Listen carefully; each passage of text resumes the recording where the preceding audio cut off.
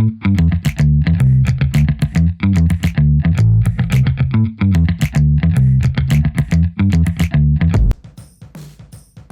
fire extinguishers are built to extinguish fires that are in the incipient phase.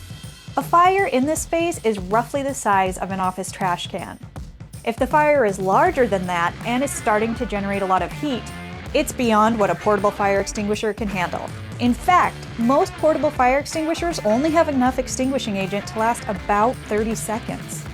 In the event of a fire, always make the decision that your safety is your priority.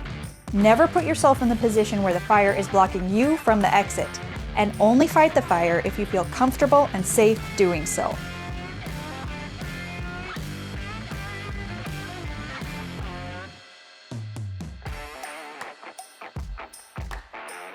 With that being said, here are the easy steps to using a fire extinguisher. Use the PASS method. That's P-A-S-S. Pull the pin.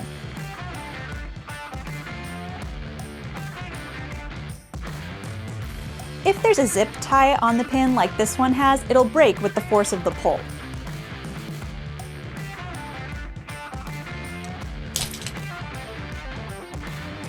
Aim the nozzle at the base of the flames. Squeeze the trigger.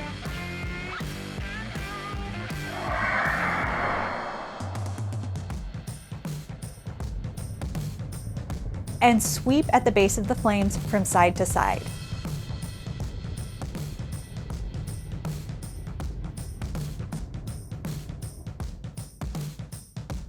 After you've extinguished the fire, always keep watch for about 15 minutes to make sure it's fully out. Once the fire is out, it's not uncommon for the fire to reignite a few minutes later. So make sure that you're keeping watch until you're certain that the flame is completely out.